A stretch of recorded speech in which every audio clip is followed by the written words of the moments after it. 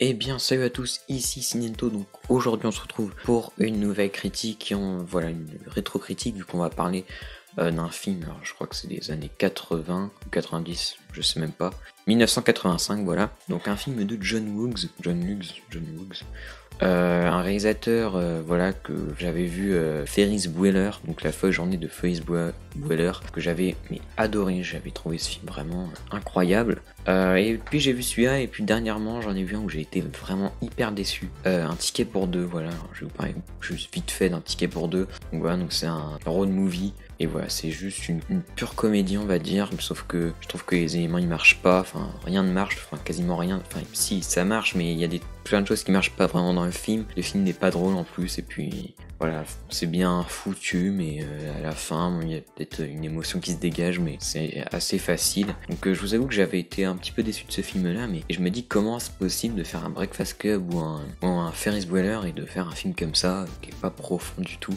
Donc Breakfast Club, donc quelle est l'histoire en fait?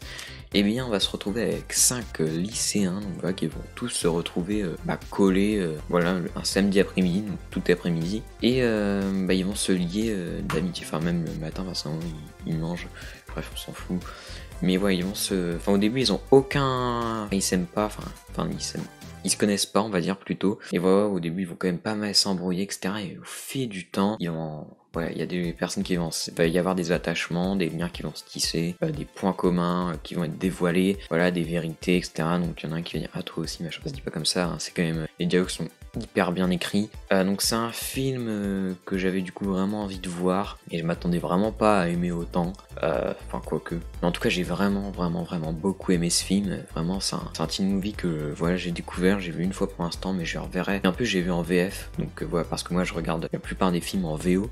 Voilà, je trouve ça mieux. Voilà, d'ailleurs, peut-être que je ferai une vidéo VO, VF.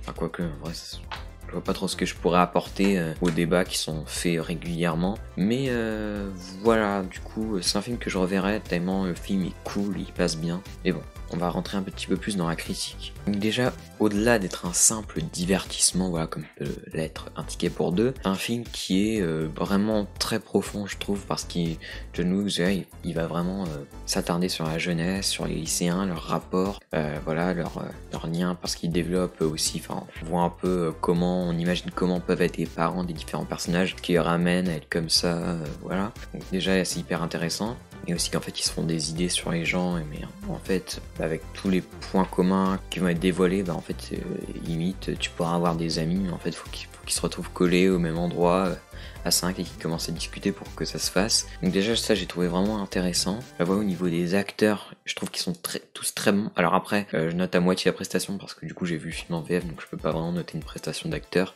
Voilà, je peux noter sur la gestuelle, là-dessus ils sont bons, hein. Surtout le gars, alors je sais plus comment il s'appelle, mais voilà, le rebelle on va dire, lui il est vraiment très bon, mais ils sont tous très bons je trouve dans leur personnage. Et ils sont, justement, ça aussi, je pense que c'est quand même fait exprès, c'est de voilà, les rendre hyper caricaturaux. Donc tu as la fille à papa, tu as le sportif, tu as l'intello, tu as le rebelle, et il y a la faux folle, on va dire. Pardon. Le mec qui est un peu chelou au début, on va dire. Mais après, voilà, à la fin, tu vois que, en fait... elle est cool, il me semble, super. Mais ouais, au début elle fait quand même des trucs assez chelous, hein, avec ses cheveux, là je crois elle est en train de dessiner, elle fait pas pour ceux qui ont vu le film. Et voilà, après elle sympathise, etc. Et bref, je parlerai un peu plus de la fin après. Mais voilà, c'est vraiment le plus gros cliché quoi, au niveau des personnages. Mais ouais, cliché, mais c'est vrai aussi. Enfin, t'as souvent ce genre de personnage qui peut aussi permettre de s'identifier parce que tu peux appartenir à une de ces cases. Alors personnellement, je pense pas faire partie précisément parce que là, les personnages sont quand même assez ciblés, on va dire. Enfin, quoique, parce que mine de rien, ils ont quand même pas mal de points communs entre eux.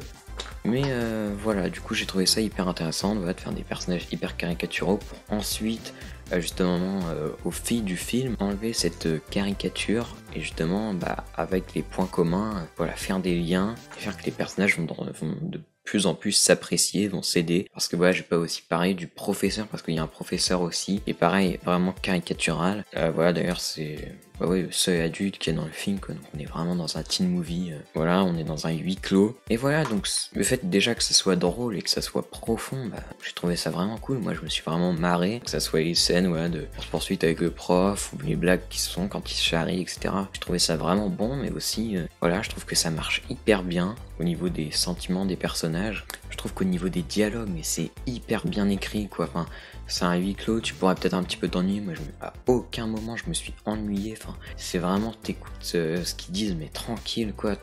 C'est vraiment, voilà, ça s'écoute vraiment tranquillement. Voilà, c'est pas des trucs philosophiques, voilà.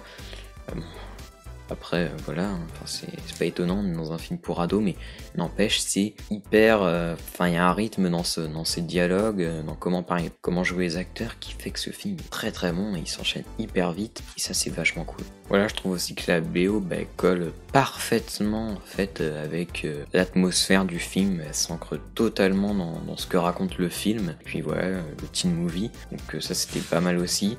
Voilà, enfin après je sais pas s'il y a non plus énormément de choses à dire, ça reste un teen movie avec des petites discussions comme ça, très sympathiques à écouter. Voilà, je trouve qu'il y a un vrai message, donc là, bah voilà, des personnes qui peuvent sembler différentes, bah, peuvent quand même devenir amies, parce que spoiler, à la fin ils deviennent amis, mais c'est très prévisible. Moi je m'attendais à ce qu'ils deviennent amis, mais c'est justement, tu lis le synopsis, tu vois, voilà, 5 lycéens qui vont se retrouver en col et qui peu à peu, au fur et à mesure de discussion, vont devenir amis. Et donc voilà, t'as vraiment un message comme ça qui est hyper intéressant, et puis le film est hyper drôle. Et... Bon, je me répète, mais ouais, je constate que c'est vraiment un film que tu mates tranquillement. Je pense pas que ce serait intéressant d'analyser ce film-là. En vrai, je pense pas du tout. Mais voilà, après niveau réel, bon, c'est simple, mais c'est très efficace.